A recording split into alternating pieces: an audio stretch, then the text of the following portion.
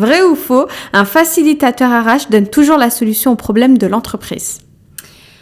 Alors, je dirais vrai quand même, mais je vais nuancer. C'est-à-dire que quand on a une problématique dans une entreprise, il y a toujours des solutions. Vrai ou faux, l'intelligence collective permet parfois de trouver des idées que même la direction n'avait pas envisagées? Totalement vrai. Vrai ou faux, mettre une table de ping-pong dans les bureaux, c'est suffisant pour améliorer la qualité de vie au travail?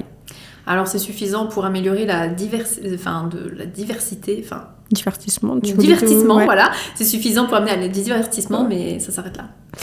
Vrai ou faux, ton rôle, c'est avant tout de créer un cadre sécurisé où chacun ose s'exprimer? Vrai. Vrai ou faux, les managers sont souvent les premiers à demander ton aide?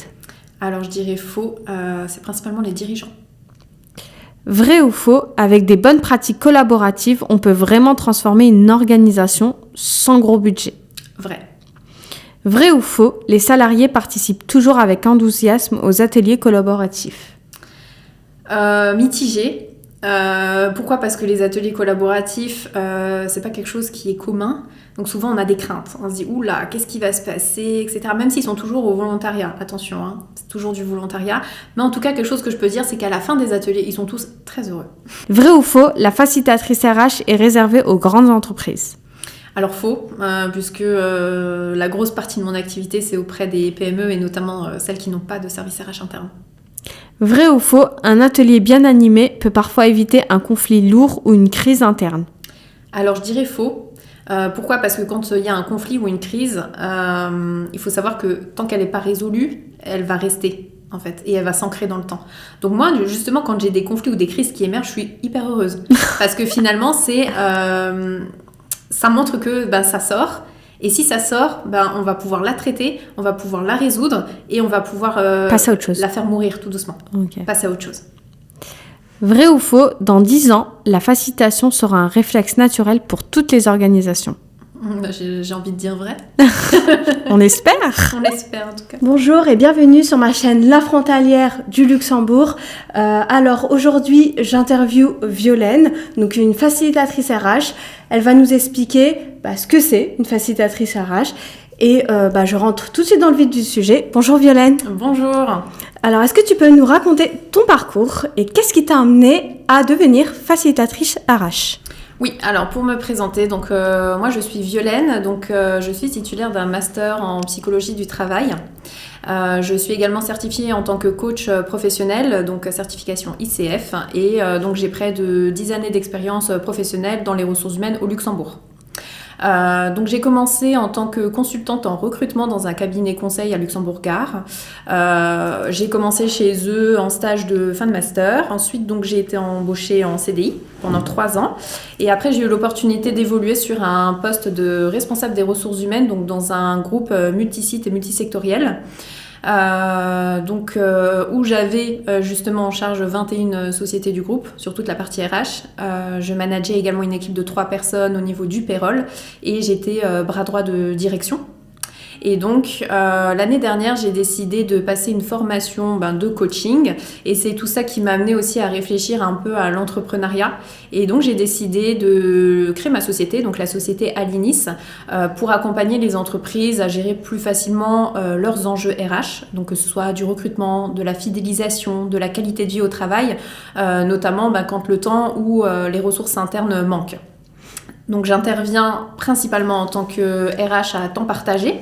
Donc, c'est-à-dire que je vais offrir une expertise qui est à la fois professionnelle, opérationnelle et stratégique. Et à côté de ça, je propose des audits en ressources humaines. Je fais également des enquêtes sur les risques psychosociaux, des formations, du coaching, de la médiation sociale. Et il me tient à cœur également de développer une partie plus pour les particuliers, plus aussi pour soutenir le développement de carrière, puisque je suis agréée pour faire tout ce qui est bilan de compétences et je fais des accompagnements sur mesure pour le retour à l'emploi également. Et tu as créé ta société où, en France ou au Luxembourg ? Alors moi j'ai créé ma société en France, tout simplement parce que je suis résidente française, donc je suis frontalière. Donc le but c'est de développer mon activité et je me suis mis un objectif que janvier 2027, en fait je vais basculer ma société au Luxembourg. Oui, parce que la plupart enfin, je sais pas, hein, mais je demande, la plupart des clients, c'est au Luxembourg. Oui, alors je développe mon activité, on va dire, j'ai 80% Luxembourg, puisque de toute façon, c'est là où j'ai fait toute ma carrière professionnelle. Donc pour moi, c'est beaucoup plus facile, je me sens beaucoup plus à l'aise dans ce marché.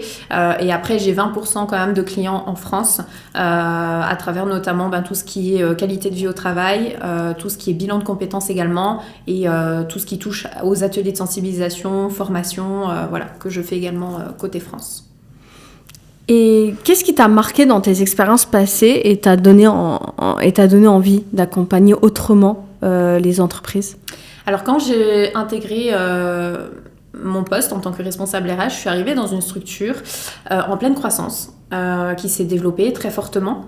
Et quand je suis arrivée, j'avais déjà pour mission de structurer, de professionnaliser toutes les pratiques RH. Donc je suis passée par de la mise en place de process. Je suis passée aussi par de la digitalisation des process RH, donc au niveau par exemple de la gestion des congés, au niveau de la gestion des absences, etc. Donc vraiment pour faciliter le travail de mes collaboratrices. Donc j'ai occupé ce poste pendant 7 ans, donc c'était 7 ans très enrichissants. J'ai adoré ce poste parce qu'il y avait beaucoup de challenges. Je suis repartie de zéro, donc j'ai pu tout créer, tout structurer par moi-même. Et au bout de 7 ans, c'est vrai que j'avais besoin d'un nouveau challenge. C'est-à-dire que je suis arrivée à un moment où le groupe augmentait d'effectifs d'année en année, de nouvelles structures étaient créées ou alors étaient rachetées par l'employeur. Et donc, j'étais ensuite confrontée à une masse plutôt administrative. Je suis tombée dans l'opérationnel pur en fait. J'avais perdu cette partie stratégie. Et c'est vrai que ce qui m'a amenée aussi à faire le pas, c'est cette formation de coach parce que d'un côté, j'ai été formée au métier de coach professionnel, mais cette formation nous amène aussi à faire un travail beaucoup sur soi-même. C'est-à-dire, il y avait beaucoup d'introspection, c'était beaucoup de développement personnel aussi. Et donc, tout ça m'a amenée aussi à me sentir prête en fait à sauter le pas, à me lancer dans l'entrepreneuriat. Et donc, pourquoi j'ai voulu me lancer dans ce domaine-là ? Tout simplement parce que je me suis rendu compte que j'adorais ça. J'adorais accompagner les sociétés, j'adorais travailler avec eux vraiment sur la structuration, la professionnalisation de leurs pratiques RH et finalement les soutenir dans leur croissance. Et j'adore ça et c'est pour ça que j'ai décidé de me lancer et puis finalement aucun regret parce que j'adore. Mais t'as pas eu peur au début des doutes parce que souvent on se dit ah non mais je vais quitter mon salaire, le CDI, bon même si au Luxembourg le CDI c'est pas comme un peu moins comme en France, mais voilà il y a quand même ce genre de questions. Alors que qu'est-ce que tu t'es dit ? Oui c'est vrai que c'est pas facile. Parce que la vie m'a amenée à un moment où je devais prendre une décision. Donc finalement c'était soit je reste dans ma zone de confort, soit je me lance. Je pense que c'était le bon moment pour moi. Je suis contente que ça soit arrivé à ce moment-là. Quitter son emploi salarié avec son beau poste de responsable RH, son bon salaire, etc. Forcément, ça a changé pas mal de choses dans ma vie puisque j'étais résidente au Luxembourg. Donc déjà, la première chose, c'est de quitter mon logement au Luxembourg et de m'installer en France.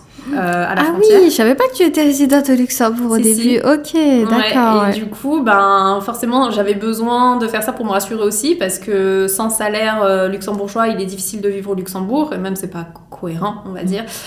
Donc ça a été l'un des plus gros changements au départ. Et puis après, c'est un état d'esprit. Tu vois, tu travailles ton état d'esprit, tu te dis, ok, t'as ton objectif, tu sais ce que tu veux, donc tu vas faire en sorte d'y arriver. Et du coup, les choix sont beaucoup plus faciles à faire. Les choix sont beaucoup plus faciles à accepter aussi. Et tout est une suite logique.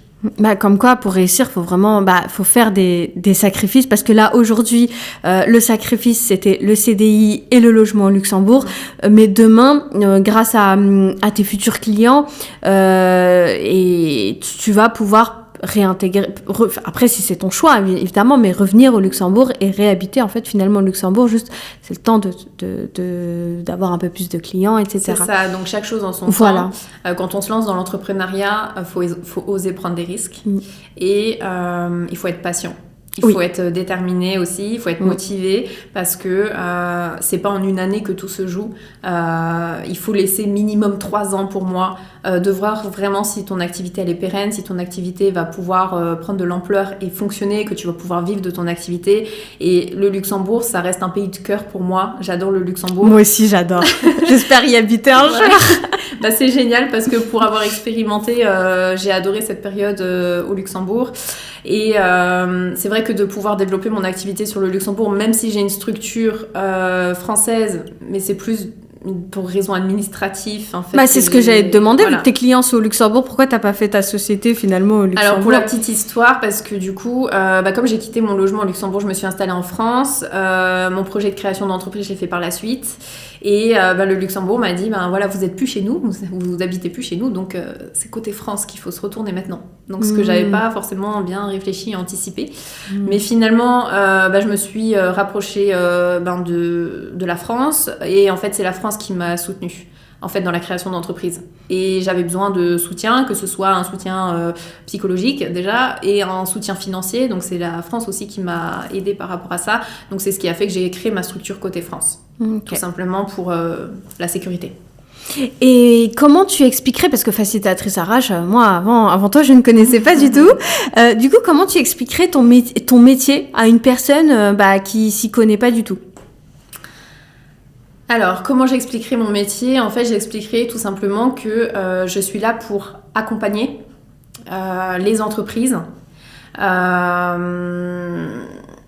pour le mieux-être en général.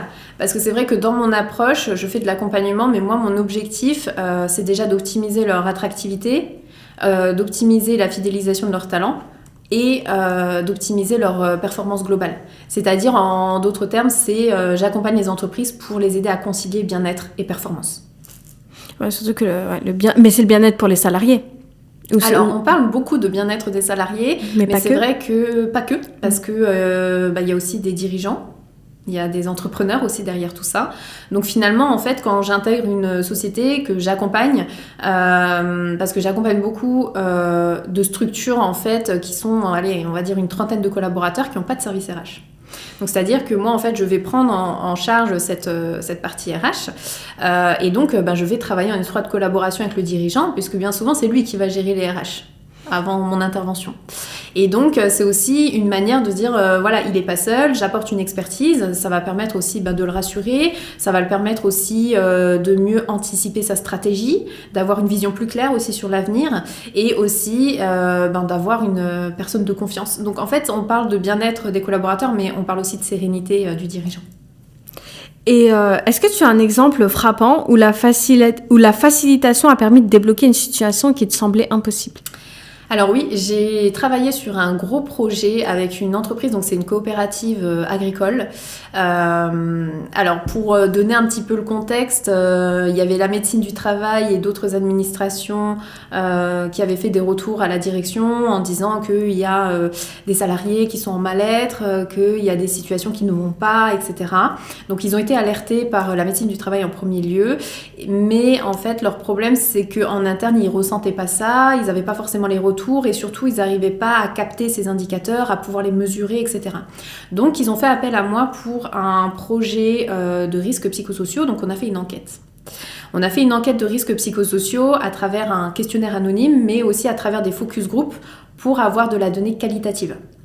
Donc ça a permis déjà de faire une cartographie de la situation et de donner déjà de premiers indicateurs à l'entreprise, de voir en fait finalement quels sont les niveaux de risque aujourd'hui.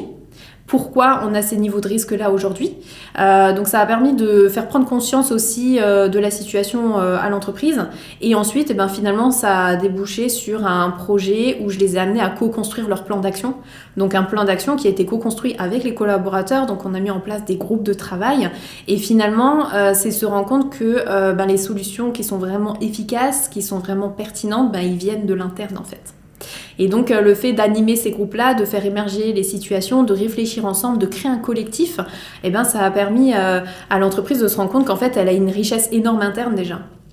Et de se dire, en fait, finalement, j'ai pas besoin non plus de solliciter énormément d'argent pour mettre en place ces actions, de solliciter des acteurs externes pour mettre en place des solutions. Parfois, prendre le collectif, écouter ses collaborateurs, c'est ce qu'il y a de mieux. Et finalement, ça a permis de mettre en lumière et de donner de la lumière à l'entreprise sur une situation où ils se sentaient impuissants. Parce que tu penses que la plupart des entreprises, ils se disent ça va me coûter trop cher donc je fais pas appel à une facilitatrice Alors, je pense pas que c'est une question d'argent. Je pense que c'est plutôt une question de prise de conscience ou du moins la maturité de la réflexion. Parce qu'il y a certaines entreprises qui savent que c'est important, qui sont sensibles à tous ces sujets. Par exemple, une entreprise qui est en pleine croissance, le dirigeant il va s'en rendre compte qu'à un moment il faut structurer, à un moment il faut se professionnaliser, mais quand en fait ? Et c'est se dire, et pour savoir quand, il faut prendre du recul. Il faut essayer d'analyser la situation un peu d'un point de vue externe et de travailler sa stratégie. Et souvent, les entreprises qui sont en pleine croissance, c'est qu'il y a une activité folle. Donc, prendre ce temps-là, ça peut être compliqué. Mais là, tu avais dit que c'était la médecine du travail qui avait en premier lieu alerté. Est-ce que des fois, ça va être un salarié, quelqu'un en interne qui alerte? Alors oui, bien sûr, on peut avoir des retours des collaborateurs par l'intermédiaire des managers, par l'intermédiaire de la délégation du personnel aussi, par exemple. Mais c'est vrai que quand on a une voix, elle va pas avoir autant de poids que quand on a une administration, une médecine du travail qui fait pression aussi, par rapport à ce projet-là dont je parlais. Et c'est quoi, pour toi aujourd'hui, selon toi, les plus grands défis humains dans les entreprises ? Alors, les plus grands défis humains dans les entreprises, c'est déjà d'innover pour moi. L'innovation, c'est le futur. Et c'est ce qui va faire qu'une société va être pérenne, va réussir à se démarquer et à se positionner stratégiquement sur le marché.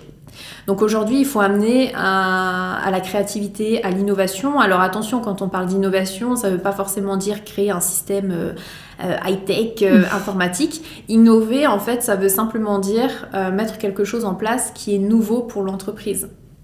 Par exemple, un exemple très simple d'innovation, j'étais dans une structure qui voulait justement renforcer un petit peu et optimiser ses process en recrutement.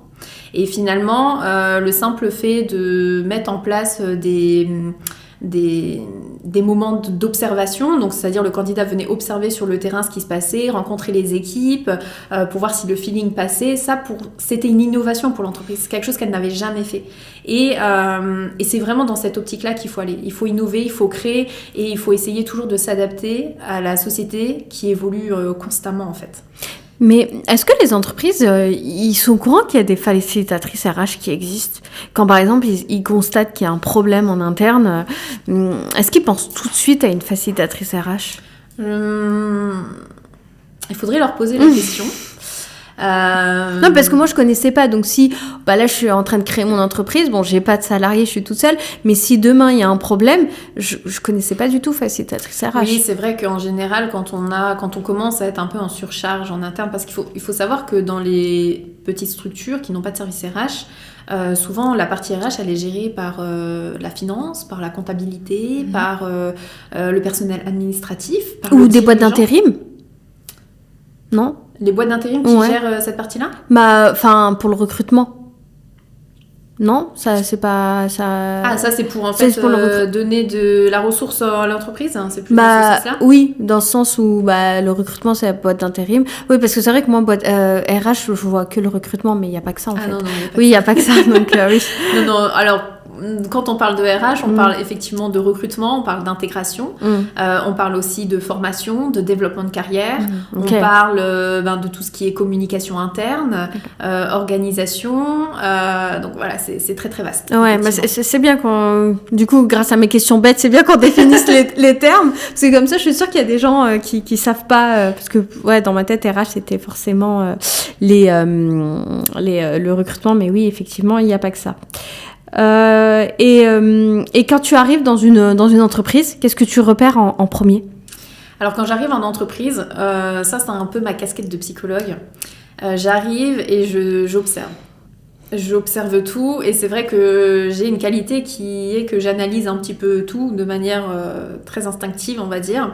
Donc la première chose, c'est que je vais observer les collaborateurs, je vais observer un peu les interactions qu'il y a entre les collaborateurs, je vais observer l'environnement de travail, donc est-ce qu'on est plutôt sur des bureaux isolés, est-ce qu'on est plutôt sur des open space, quand il y a un bureau avec plusieurs personnes, j'essaye de voir un peu l'énergie, l'ambiance qui se dégage. Donc moi, je suis comme ça, j'adore entreprendre vendre justement mes nouveaux clients de cette manière-là. Et ça va me donner des indicateurs hyper importants. Parce que ce sont des indicateurs qui vont m'aider aussi à adapter mon approche, à adapter ma communication, de savoir comment je vais communiquer, de quelle manière je vais communiquer en fonction de mon interlocuteur, en fonction déjà de ce que je ressens, et ça va me permettre d'avoir déjà une première base. Que ensuite, à travers les projets, à travers mes accompagnements, je vais pouvoir affiner, je vais pouvoir aussi finalement renforcer ou non finalement par rapport à mes premières impressions. Tu arrives à voir quand il y a quelqu'un qui... Parce que tu dis au début que tu observes, que tu vois un peu les personnes, etc. Mais est-ce que tu arrives à voir quand il y a une personne qui se sent pas bien, qui est juste au niveau du regard et au niveau de son comportement? Oui, après, c'est vrai qu'il y a beaucoup de non-verbal. On peut le voir au niveau de la dynamique du groupe. Donc, par exemple, dans un bureau, c'est une personne qui va plutôt avoir la tête baissée, qui va plutôt être avachie sur son siège. C'est une personne qui va pas forcément avoir beaucoup d'interactions, qui va être concentrée peut-être sur son ordinateur, etc. Donc, bien évidemment, c'est pas des indicateurs universels. C'est un tout qui fait qu'on a ce ressenti ou non. Mais effectivement, c'est des choses que j'arrive à capter quand même, que j'arrive à ressentir. Même dans ta vie personnelle? Oui, dans ma vie personnelle. Je pense que je suis un peu comme ça. C'est vraiment... j'ai un peu cette casquette de psychologue et de coach. Donc, et c'est vrai que l'une des valeurs importantes pour moi, même à travers ma pratique, ça va être la bienveillance, parce que je suis quelqu'un de très bienveillante dans la vie privée et dans la vie professionnelle. Et c'est pour ça que je fais ce métier-là aussi. Le respect, le non-jugement, l'écoute... donc tout ça fait partie de mes valeurs professionnelles surtout, et c'est ce qui fait que j'ai cette sensibilité, effectivement. Et pour toi, parce que j'étais en train de... Enfin, à un moment, je suis allée visiter un appartement, et quand je suis allée visiter l'appartement, c'était une personne qui avait un certain âge, qui m'a fait visiter, et puis lui, il avait une entreprise... une entreprise, et il me disait non mais heureusement que je suis à la retraite, parce que là Gen Z, j'en ai marre, faut toujours leur demander est-ce que ça va, est-ce que t'as bien dormi, est-ce que t'as bien pris ton café le matin, ils veulent plus travailler, etc. Du coup ça m'a fait un peu mal au corps, parce que mine de rien, même si je fais pas partie de la Gen Z, je suis née en 95 et la Gen Z c'est à partir de 97, donc voilà, à 2 ans près, mais je les comprends, la Gen Z, et c'est pour ça que est-ce que pour toi, cette Gen Z, elle change la façon dont tu dois intervenir, que tu sois quand tu es face à des Gen Z ou quand tu es face à des millennials? Alors oui, effectivement. C'est vrai qu'il faut prendre en compte. C'est parce qu'aujourd'hui, cette génération-là, c'est une génération qui a des attentes qui sont différentes, qui a une vision du travail qui est différente. De mon côté, je ne vais pas cloisonner ça à la génération Z, parce qu'il y a d'autres personnes qui sont plus avancées dans leur carrière professionnelle, qui ont aussi cet état d'esprit qui a changé. C'est-à-dire qu'en fait... c'est vrai ça. Voilà, c'est pas que la génération Z, on a tendance à un peu les stigmatiser là-dessus, mais moi je connais des personnes qui ont 40, 45, 50 ans, avec toute la crise sanitaire, tous ces bouleversements qu'il y a eu. Ah non mais totalement, je vois plein moi dans mes commentaires qui disent moi j'ai 45 ans et je les comprends. Oui. Moi j'ai 50 ans et j'aurais dû faire ça depuis le début, ils ont tout compris ces jeunes. Non, vraiment, ouais. Donc voilà, moi du coup, juste pour faire un rappel, parce que c'est vrai qu'on a toujours tendance à les mettre dans le viseur, mais voilà, il faut pas que... c'est vrai que c'est peut-être le groupe le plus dominant, donc on va les stigmatiser un petit peu plus, mais c'est quand même un phénomène qu'on voit à tout âge en fait. Un peu moins marqué peut-être, parce qu'ils sont pas nés dans cette période-là, parce qu'ils ont déjà un passé, un parcours qui fait que, mais on va dire ça se limite pas que à la génération Z. Ça c'était juste la petite parenthèse, mais effectivement ça c'est des choses qu'il faut prendre en compte, c'est-à-dire que à travers mes interventions, quand j'accompagne mes clients, en tant que facilitatrice, j'aime bien travailler avec l'ensemble des parties prenantes, c'est-à-dire que quand la direction me dit voilà, on veut travailler sur tel projet, Mais c'est un projet qui va avoir également des impacts sur les collaborateurs, sur le management, etc. Donc en fait, je vais travailler vraiment dans une vision groupe, c'est-à-dire que je vais intégrer des collaborateurs, intégrer des managers pour avoir vraiment une vision complète et travailler avec eux dans ce sens-là, parce que pour moi, la meilleure solution pour chaque entreprise, c'est celle qui est co-créée par l'entreprise. C'est celle finalement qui est propre à l'entreprise et qui est vraiment adaptée à elle. Donc c'est pas une solution que je vais prendre, que je vais transposer dans une autre entreprise. C'est chaque entreprise est comme elle est, chaque entreprise est unique et on va travailler avec tout ça, avec le potentiel, leurs ressources, leur unicité, pour créer une solution qui soit vraiment concrète et qui soit le plus pertinente possible pour la structure. Mais en parlant des entreprises, est-ce que tu as déjà eu affaire à des PME et à des grandes entreprises ou plutôt qu'à des PME Alors, moi, c'est principalement les PME parce que j'adore cette phase de structuration, professionnalisation, les accompagner, les aider à grandir, les voir évoluer et évoluer avec eux, en fait. Ça, c'est quelque chose qui me nourrit beaucoup. Mais c'est vrai que j'interviens aussi pour des plus grosses structures. Alors là, ça va être pour des objectifs un peu différents. Là, ça va plutôt être dans des perspectives de renfort, donc quand ils sont en surcharge, quand il y a une absence par exemple, ou quand ils souhaitent travailler sur un projet qui à un moment donné, sur une durée déterminée, va leur demander beaucoup plus de ressources et beaucoup plus de temps. Du coup, j'interviens de manière plus ponctuelle, donc dans les plus grosses structures qui ont des services RH. Donc j'ai cette possibilité aussi de travailler sur ces deux parties-là, effectivement. Et le terme qualité de vie au travail, c'est un peu parfois galvaudé. Est-ce que pour toi, ça veut dire quoi concrètement, qualité de vie au travail ? Alors, pour moi, on parle beaucoup de qualité de vie au travail, mais je parlerais plutôt de qualité de vie tout court. Parce qu'aujourd'hui, c'est vrai que c'est compliqué de se dire, quand on arrive au travail, on oublie notre vie privée. Et finalement, notre vie, la qualité de notre vie, c'est pas notre travail qui va la déterminer. Alors pourquoi aujourd'hui on parle de qualité de vie au travail ? Tout simplement parce qu'on passe 70% de notre temps au travail. Donc c'est important d'avoir une bonne qualité de vie au travail parce que ça va avoir un impact sur tout, positivement ou négativement. Parce que quand on est dans un travail qui nous provoque beaucoup de stress, c'est compliqué de se dire je vais rentrer à la maison et puis le stress il va s'envoler. Souvent c'est un stress où on va inclure aussi nos proches, nos conjoints, etc. Donc c'est compliqué. Donc pourquoi on s'intéresse au travail ? Parce que c'est une grosse partie de notre vie tout simplement. Mais j'aimerais plutôt ouvrir l'angle aussi de se dire que c'est une qualité de vie tout court. Je suis totalement d'accord avec toi. Je me suis pas rendu compte tout de suite puisqu'à l'époque j'étais trop jeune. Mais une fois quand j'étais à l'école, il y avait un camarade de classe qui avait des problèmes et le prof lui avait dit quand tu rentres dans ma classe tu t'oublies tes problèmes. Ouais, mais non, c'est trop facile, sinon ce serait trop facile. Moi à l'époque je m'en suis pas rendu compte de cette phrase là parce que pour moi c'était même logique ce que disait le prof parce que moi j'avais pas de problème, tu vois, donc c'est logique, mais c'est facile. Mais bon, quand tu as des problèmes personnels et que tu rentres dans une classe ou même au travail, non, tu penses toujours à ça. Donc oui, je suis totalement d'accord avec toi. Après, pour rebondir un peu sur ce que tu dis, c'est vrai que c'est des phrases qu'on entendait beaucoup à l'époque. Oui. Je suis d'accord avec toi. Le risque dans tout ça, c'est pas possible. Mais quand on te dit ça, finalement, tu vas dire, je dois être comme ça, parce que je dois être conforme finalement à ce qu'on doit être, de ce qu'on pense devoir être. Le risque dans tout ça, c'est que quand on a une émotion, l'émotion, elle est faite pour être exprimée. C'est-à-dire que si on ne l'exprime pas, c'est-à-dire qu'on va la garder à l'intérieur de soi.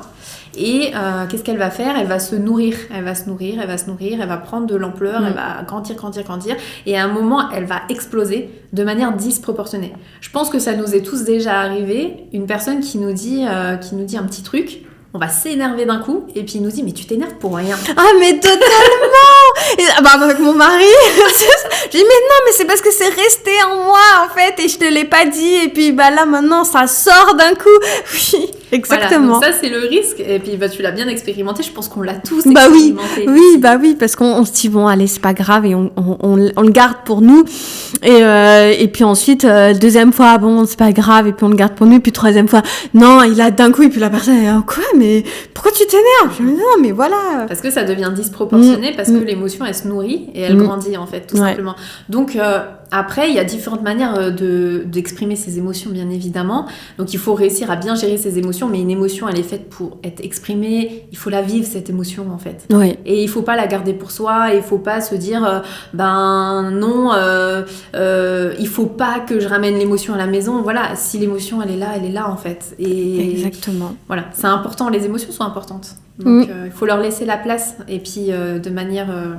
il faut bien les gérer, bien évidemment, parce que c'est vrai qu'à force de garder des émotions, ça peut provoquer des pathologies aussi.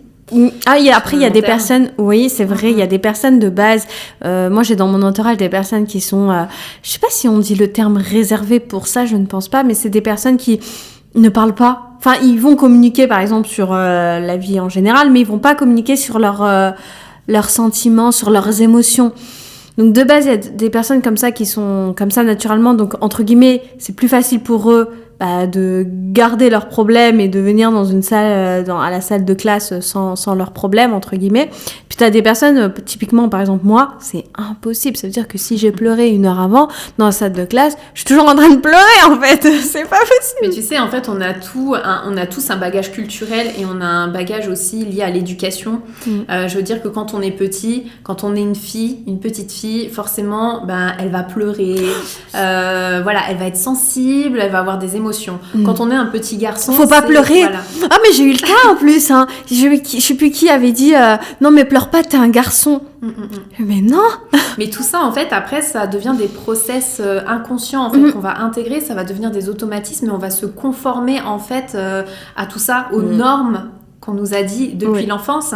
Et c'est vrai qu'aujourd'hui moi je vois des garçons et même des hommes aujourd'hui qui sont beaucoup plus à l'aise avec leurs émotions, qui vont beaucoup plus exprimer qu'avant. Parce qu'avant, un garçon qui pleurait, c'était une chauchette. Oui, mais oui, c'est ça. Mais ouais. Donc, pour te dire, en fait, c'est aussi tout le bagage culturel, éducatif qu'on a, et ça devient en fait, des automatismes. C'est hyper inconscient, et on porte ça en fait avec nous tout au long de notre vie. Et quels sont les faux clichés que tu rencontres souvent? Par exemple, mettre une table de ping-pong, est-ce que ça suffit? Alors, pour parler d'une petite anecdote, donc j'étais dans une entreprise où l'employeur avait mis en place ses initiatives. Donc, par exemple, il avait mis un baby-foot. Mais ça, c'est baby-foot, c'est le cas. Il y avait un jeu de fléchettes. Il y avait même une play. Donc, trop bien la play, par contre, c'est original. Et des corbeilles de fruits qui arrivaient toutes les semaines. Donc il avait mis en place toutes ces initiatives qui est très bien en soi. Sauf que il me dit voilà, en fait j'ai mis en place toutes ces initiatives et les salariés sont toujours pas contents. Je comprends pas, etc. Pourtant moi j'ai fait ce que j'avais à faire. Donc au final s'il y a un problème, c'est pas le mien. Moi j'ai fait ce que j'avais à faire. Ce qui s'est passé dans cette situation-là, c'est que ce dirigeant, il a mis en place des initiatives en se disant, je pense qu'il les a mis plus pour se rassurer, pour se dire, voilà, j'ai mis en place des choses et j'ai respecté mes obligations légales, qui est de préserver la santé et la sécurité de mes collaborateurs. Sauf que derrière ça, ce qu'il n'a pas compris, c'est que mettre un baby-foot, c'est bien. Mais ça suffit pas. Mais il faut en fait qu'il y ait un objectif derrière. Et il faut qu'on attende un résultat derrière aussi. Si finalement les collaborateurs ils se disent voilà, on a besoin de plus de divertissement, machin, un baby-foot ça serait bien, forcément c'est une action qui va être beaucoup plus ciblée, qui va avoir beaucoup plus d'impact. Mais simplement mettre des actions comme ça à la carte sur un catalogue, on va les prendre, on va les mettre, ça va pas avoir d'impact. Et ce que je conseille aussi, c'est que quand on met en place une action, c'est de mesurer cet impact. Parfois, c'est pas compliqué de mesurer. C'est simplement mettre des petits indicateurs pour finalement voir si c'est un impact positif ou pas sur l'ensemble des collaborateurs. Si c'est positif, on va renforcer cette action. Si c'est mitigé, etc., ben peut-être il faut l'ajuster un petit peu, cette action-là, ou alors totalement la supprimer. Mais comment tu mesures ? Sondage ou comment tu fais ? Alors, ça peut être du sondage, oui, effectivement. Ça peut être de manière très informelle aussi, hein, d'écouter un petit peu les bruits en interne. Je sais pas, par exemple, ils vont dire, c'est cool, on a des fruits, tu vois que les fruits sont pris, qu'en interne, ils sont contents par rapport à ça. Tu vois, tout ça, ça peut être des indicateurs, en fait. Ah oui, c'est vrai. Mais après, il y en a... j'étais dans une entreprise à l'époque et il y avait tout ce qui est baby-foot, ping-pong, etc. Et le truc, c'est que quand tu jouais, t'entendais les bruits de couloir. Ah non, mais elle fait que jouer. Mais le pire, c'est qu'en plus, c'est une entreprise dans laquelle tu badges. Donc, dans tous les cas, t'as des badgés. C'est même pas dans ton temps de travail. Donc, tu pouvais même pas, entre guillemets, tricher dans tous les cas. Donc, au final, des fois, t'as des actions qui peuvent être positives, mais qui devient négatif parce que t'as des collaborateurs qui te jugent parce que tu joues. C'est toute la complexité aussi. Et il faut se dire que quand on met en place des actions, tout ça, c'est des actions matérielles, hein, finalement. On est sur du matériel. Mais en fait, ce qu'il y a derrière, ça va être un besoin d'être écouté, un besoin de reconnaissance, un besoin d'être valorisé aussi dans son travail, d'avoir des perspectives d'évolution. Donc, en fait, il y a des valeurs derrière tout ça. Et c'est de se dire, par exemple, quand on met en place une telle action, quelle valeur ça va permettre de combler, de satisfaire. Et finalement, si on n'a pas de vision, si on n'a pas de stratégie derrière tout ça, on aura du mal à guider nos actions. Donc effectivement, c'est bien de mettre du matériel, mais il ne faut pas oublier toute la partie qu'on ne voit pas derrière. Toute la partie invisible. Et si tu dois donner un conseil simple à un manager qui va améliorer le bien-être de son équipe dès demain, ça serait quoi ? Alors moi, ça serait simple, c'est... Un baby-foot. Non, je rigole. Non. Il peut, mais je pense que ça suffira pas. Moi, le conseil que je lui donnerais, c'est un conseil simple, c'est écoute ton équipe. Mais même dans la vie en général, en fait. Oui. Faut écouter. Oui. Et en fait, moi, après, à chaque fois, mon mari me dit, oui, mais bon, les entreprises, c'est comme ça va être difficile de changer. C'est vrai, parce que la structure, elle est comme ça, mais je trouve que les salariés, quand ils sont bons dans leur travail, ou même quand on a envie de les promouvoir, le problème, c'est qu'on leur donne un poste de manager. Sauf que ils sont pas forcément bons en management. Pour moi, manager, c'est un métier. Et donc, du coup, on se retrouve des fois avec des managers qui sont là parce qu'ils étaient bons dans ce qu'ils faisaient de base. Mais du coup, il fallait les promouvoir. C'est normal, ils le méritaient, hein, attention. Hein. Je dis pas le contraire. Mais du coup, ils deviennent managers alors que ça va pas, quoi. Alors, on va dire, ça, c'était à l'époque, je peux parler d'époque. Effectivement, on devenait manager grâce à son expertise, grâce à ses compétences, en fait, techniques, métiers, on va dire. Aujourd'hui, en fait, la société, elle continue d'évoluer, elle continue de se développer. Et aujourd'hui, en fait, la place des collaborateurs devient de plus en plus importante. C'est-à-dire qu'aujourd'hui, moi, ce que j'ai appris, c'est qu'aujourd'hui, avoir une bonne stratégie commerciale, ça suffit plus. Ce qui suffisait peut-être avant, aujourd'hui, ça suffit plus. Aujourd'hui, on a une belle stratégie commerciale, mais si on n'a pas la ressource interne qui va être motivée, engagée, performant, on a beau avoir toute la stratégie, la meilleure stratégie commerciale à côté, un moment ou un autre, on arrivera à un point de rupture, un point où on n'y arrivera plus. C'est pour ça que tu disais qu'il faut innover, parce qu'avant, ça suffit, certaines choses suffisaient, d'autres... C'est ça. Et maintenant, non. Et du coup, forcément, les attentes qu'on a du manager vont être différentes.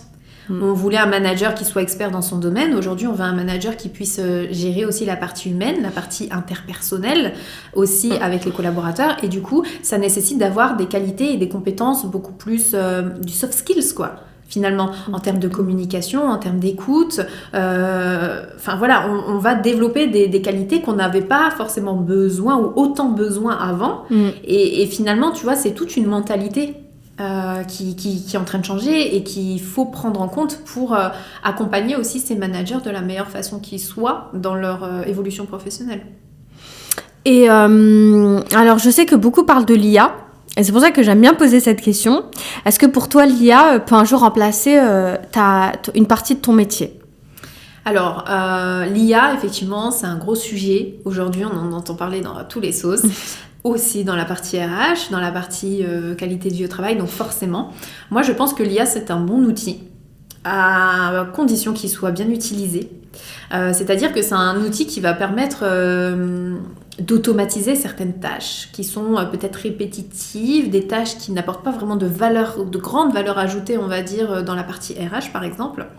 Mais il faut surtout pas oublier le cœur de notre métier qui est l'humain.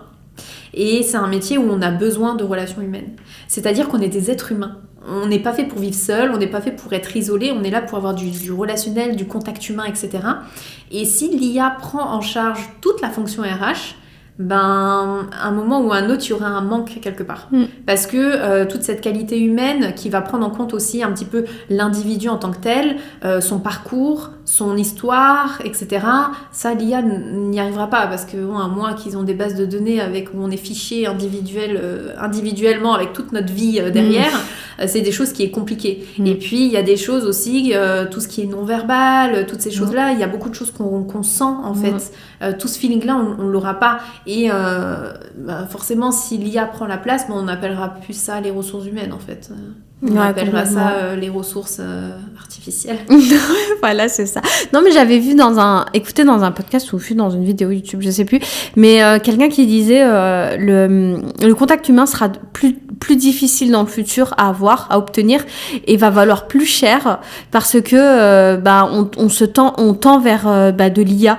Par exemple, tu vas téléphoner à ton conseiller bancaire, ça va être l'IA. Tu vas vouloir changer un abonnement, directement, tu seras au téléphone avec une IA directement. En fait, tout se fera via ton téléphone, ou si tu appelles, ça sera via une IA.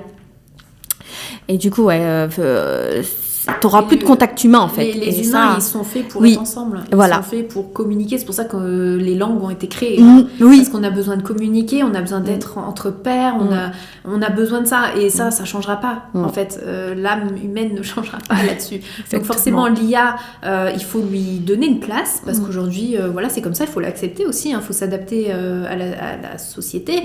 Il faut lui donner une place. Mais par contre, il faut pouvoir mettre un cadre autour.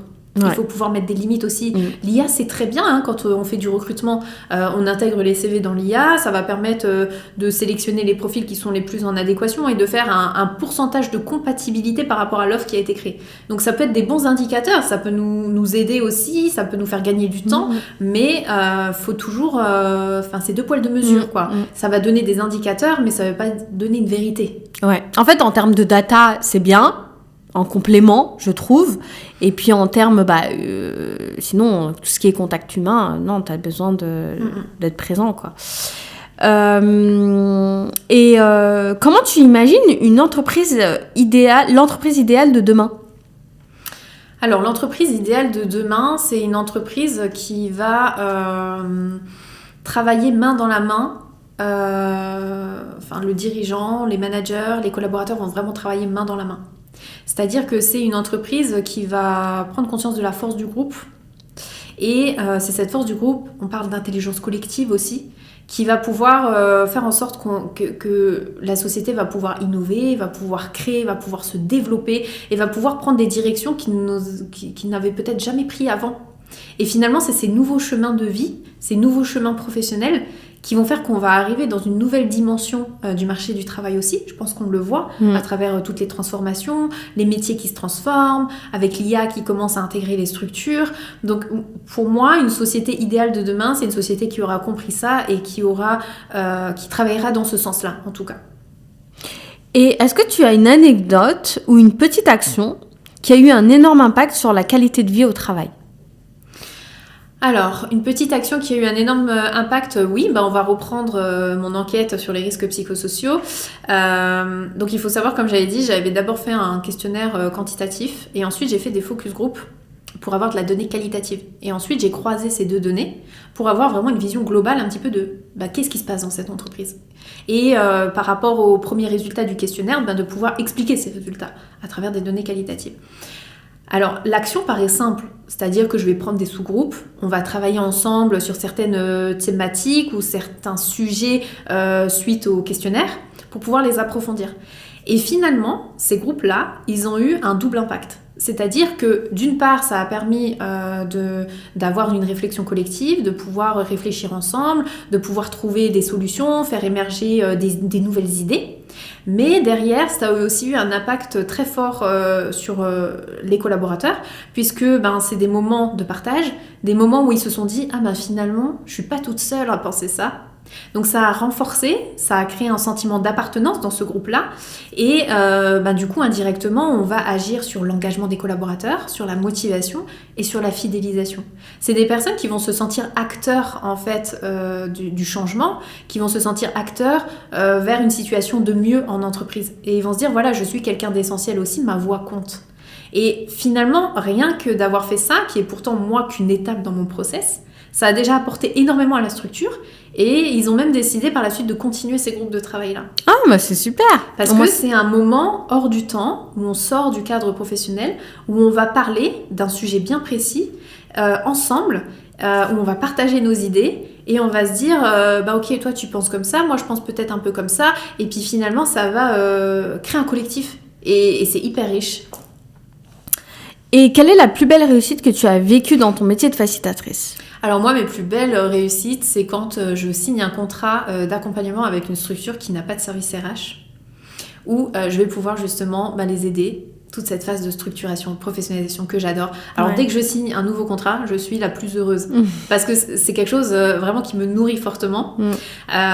Donc, pour expliquer un peu la manière dont je travaille avec ces structures-là, en général, je commence par faire un audit. Donc, c'est un audit de conformité, déjà, pour savoir où ils en sont, qui est vraiment adapté à la taille de leur structure. Donc, un audit conformité, mais aussi un audit organisationnel et un audit un peu des process. En gros, moi, je veux savoir comment ça fonctionne en interne.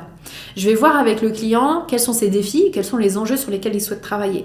Par exemple, sur le client que j'ai en tête, il voulait travailler sur le recrutement, l'intégration, mais également sur tout ce qui est formation et développement de compétences. Ça, c'était son point essentiel qu'il veut développer. Moi, une fois que je fais l'audit, je prends en compte tout ça. Et quand je fais la présentation de l'audit, ça me sert également à faire une estimation du volume horaire. Donc, c'est un volume horaire pour travailler sur l'ensemble de ces problématiques-là.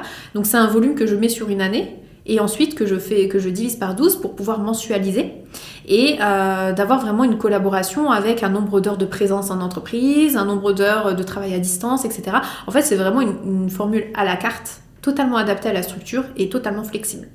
Et ils ont une transparence sur le budget. Donc ça aussi, c'est pas négligeable. Et c'est vrai que ce sont des budgets qui sont aussi très adaptés à leur structure aussi. Donc moi, dès que j'ai un client comme ça, pour moi, c'est une grande réussite. Et si tu avais un message à faire passer aux auditeurs qui nous écoutent, lequel serait-il ? Alors si j'avais un message à faire passer, ça serait un message très humain, on va dire. C'est de se dire que certes, le travail représente beaucoup dans notre vie.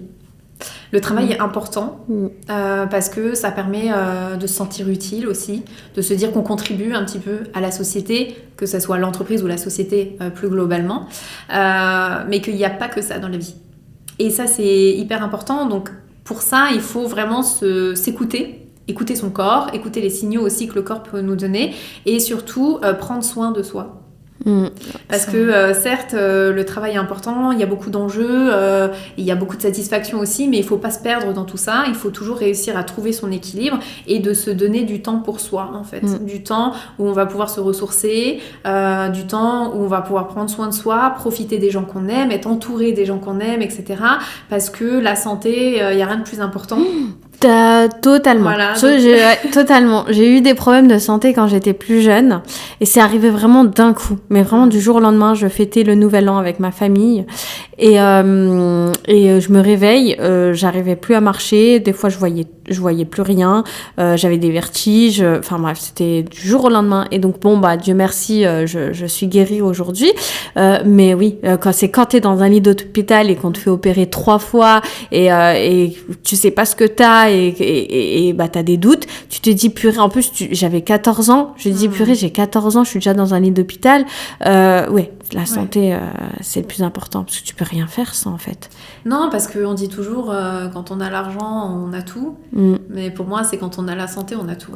Exactement. Et la santé, et je pense que tu es d'accord avec moi, la santé au global, c'est-à-dire la santé physique, parce que moi là je te parlais d'une santé physique, mais la santé mentale également. Surtout la santé mentale, parce que finalement, notre cerveau et notre santé mentale va avoir un impact sur tout. Hein. C'est-à-dire que même quand on va avoir des douleurs physiques, en fait, on va somatiser. C'est-à-dire, ça veut dire quoi ? Alors, somatiser, en fait, le physique, c'est qu'un symptôme, en fait. Ok, d'accord. Voilà. Et donc, on va somatiser à travers le corps, parfois des tensions, du stress, des blessures, des traumas, des souffrances, etc. Et donc, c'est à travers le corps qu'on va l'exprimer.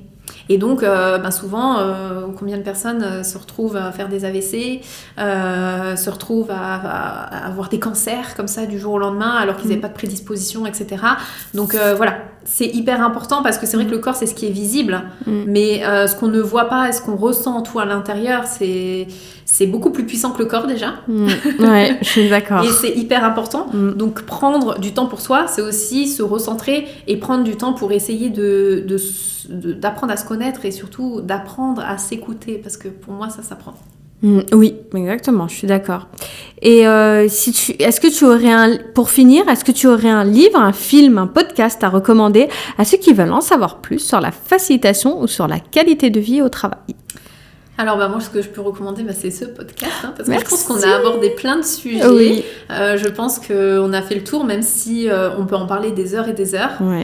Parce que déjà rien que la partie RH c'est tellement vaste. Tu vois, c'est pas que du recrutement. Oui, comme quoi. C'est tellement de choses en fait dans la partie RH. Donc voilà, je pense qu'on a déjà fait un bon état des lieux, on a fait un bon tour. Il y a énormément de choses encore à aborder, mais c'est une bonne base on va dire déjà pour comprendre un petit peu tout ça et puis pour se faire une idée du métier de facilitatrice RH. Surtout que c'est un métier, encore une fois, je parle pour moi, peut-être que vous connaissez, mais c'est un métier pas pour moi qui n'était pas connu. Et du coup, j'ai appris beaucoup de choses et je te remercie. De rien. C'est vrai que c'est un métier pas connu et on parle souvent de consultance. Bien évidemment, on parle de consultant RH, facilitatrice RH, on n'en parle pas trop. C'est pas un terme encore qui est beaucoup en vogue, on va dire, qui est une tendance qui va s'intégrer, on va dire, un petit peu dans tout ça. Oui, mais même consultant RH, moi je pensais qu'un consultant RH, ça va être quelqu'un qui vient et qui va faire un boulot